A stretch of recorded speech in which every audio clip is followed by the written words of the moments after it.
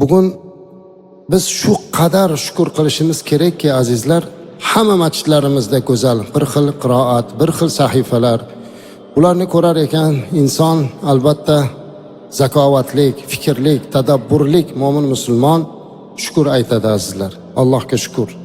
Chunki azizlar, hozir juda ko'p diyorlarda xatm u yoqda tursin tarovih o'qiy olmayapti. Ayniqsa o'zingiz guvoh bo'lyapsiz, yaqin sharqda bo'layotgan voqealar, bu urushlar, buni ko'rib odamning badani titraydi. Va albatta Alloh taologa shukr qilishligimiz ortadi. Eng katta ne'mat tinchlik ekan degan xulosaga kelyapti hamma. Biz hadeb tinchlikni gapirsak, tinchlikni qadrlaylik azizlar, tinchlikni haqqiga duo qilaylik desak, ba'zi yoshlar kinoya qilardilar. Hadeb shuni gapiraveradi, osmonimiz musaffo deydi. Osmonni musaffoligi ham kerak-da azizlar. Mana osmon musaffo bo'lmasdan umraga ham bora olmay qolyapmiz.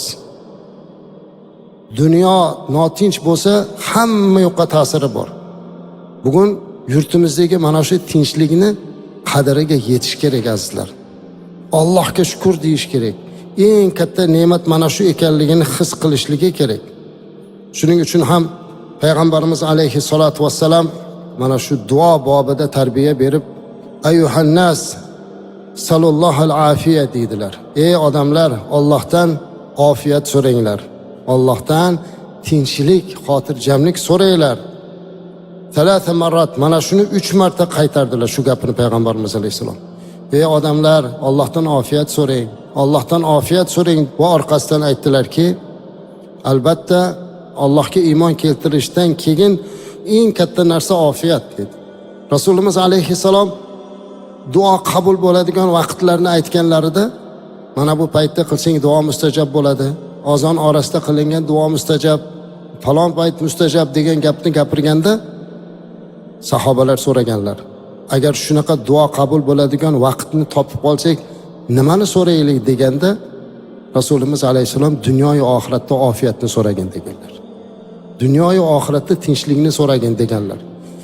Tinchlik bo'lsa ibodat go'zal bo'ladi. Tinchlik bo'lsa xonadoningizda taomingiz badaningizga rohat bo'lib kiradi. Notinchlik bo'lsa hech narsada rohat yo'q. Namoz boshlaganimizda alhamdulillah deb boshlaymiz. Allohga hamd aytib, shukronalik bilan boshlab, tugatganimizda assalomu alaykum, sizga tinchlik bo'lsin deb tugatamiz. Shukronalik va tinchlik ikkisi azizlar. Ibodat shukronalik bilan, hamd bilan boshlanyapti va salom bilan tugayapti. Bir-birimizni ko'rganimizda assalomu alaykum deymiz, sizga tinchlik bo'lsin deymiz. Eng buyuk tilak so'ralyapti. Dunyodagi hamma tillarni o'rganib chiqing salomlashuvini. Hammada har xil. Kimdir aytadi xayrli kun, xayrli tong, yana va hokazo. Lekin yagona musulmon salomlashuvida assalomu alaykum, sizga tinchlik bo'lsin deb salom beradi. Hattoki Payg'ambarimiz alayhisalom insonlarni qo'ying, qabristonga borganda ham shu salomni berganlar.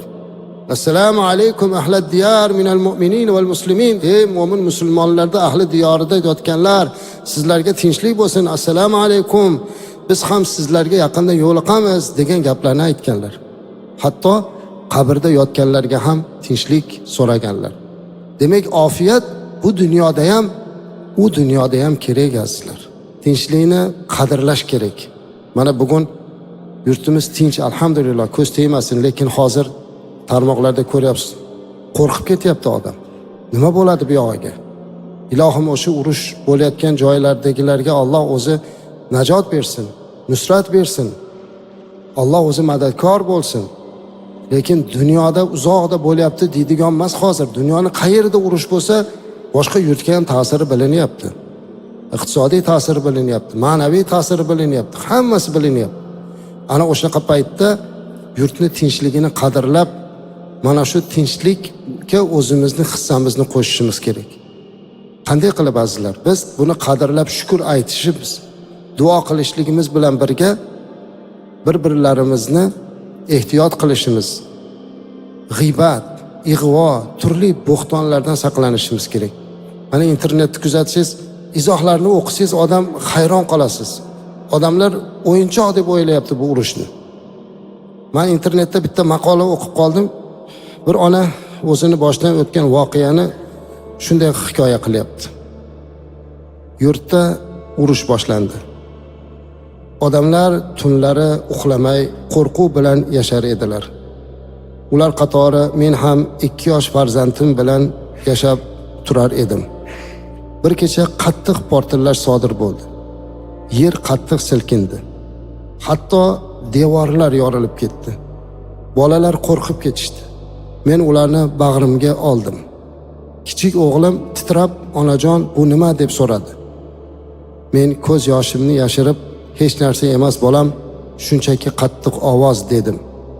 Va ularni tinchlantirishga harakat qildim. Tilimda faqat bir duo aylanar edi. Allohim, bizga tinchlik ato et. Allohim, bizga tinchlik ato et. Allohim, bizga tinchlik ato et deb yig'lar edim. Buni kichik o'g'lim eshitib, menga qarab to'satdan "Ona, tinchlik nima?" deb qoldi. Men bu savolga javob bera olmadim. Bir iloj qilib boshqa tinch joyga ko'chib o'tdik, qochdik. Yo'lda ochlik, chanqoqlik, qattiq qo'rquv bizni yomon ahvolga tushirib qo'ydi. Tinch joyga yetib borgach, u yerda birinchi tunni osuda o'tkazdik. Hech qanday ko'ngilsizlik sodir bo'lmadi. Osmon sokin, havo esa musaffo edi. Kichik o'g'lim hayron bo'lib so'radi: "Onajon, nega bu yerda ovoz yo'q?" Men ko'zimda yosh ila "Bolam, bu tinchlik" dedim. Boshqa so'z ayta olmadim.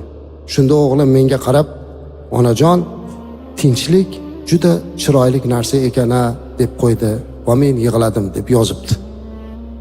Ha azizlar, tinchlik shunaqa chiroyli. Tinchlik shunday sakinat. Faqatgina o'sha tinchlikni tinchlik mahalda qadriga yetish kerak. Bugun yurtimiz tinch, osoyishta azizlar. Lekin bu tinchlikni tinch holatda ushlab turishlikni o'zi bo'lmaydi.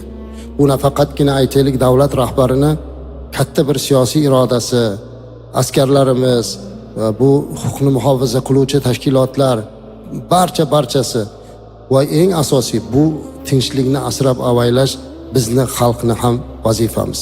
Ayniqsa bugun qanday vazifamiz bor? Bugun duolar mustajab bo'ladigan pallada o'tiribmiz azizlar. Ertalab saharlikda, iftorlikda, xatmlarda albatta tinchlikni haqqiga duo qilish kerak. Ko'pchilik duo qilsak, duolarimiz ijobat azizlar. Duo deganda o'zimizni tashvishlarimiz bilan ovora bo'lib qolamiz. Qanchalik tinchlik g'animat ekanligini bilib turibmiz azizlar. Ana o'shuning uchun sizlardan mana iltimos qilib qolardimki, agar biz bugun millionlab roza tutayotgan O'zbekistondagi mo'min musulmonlar, kechqurun tahajjudga, qiyomul laylga turgan azizlarimiz, kunduzlari ro'zador bo'lib xatmlarda turgan siz mo'tabar otaxonlar, uydagi Munisa onaxonlar, mo'min musulmon aka-uka birodarlarimiz har kuni tunda turib Robbimga shukr aytib, vatanimizni tinchligi, yurtimizni obodligi va butun dunyodagi mo'min musulmonlarga tinchlik berishligini so'rab duo qilsak, inshaalloh duolar mustajab. Butun olamdagi bu bo'layotgan urushga biz faqat duoyimiz bilan tinchligi uchun Allohdan so'rab yordam bera olar ekanmiz. Mana shu duoda qilaylik. Yurtimizda tinchligini doim barqaror bo'lishini orzu qilar ekanmiz. Duoyimiz bilan Allohdan iltijo qilib so'raylik.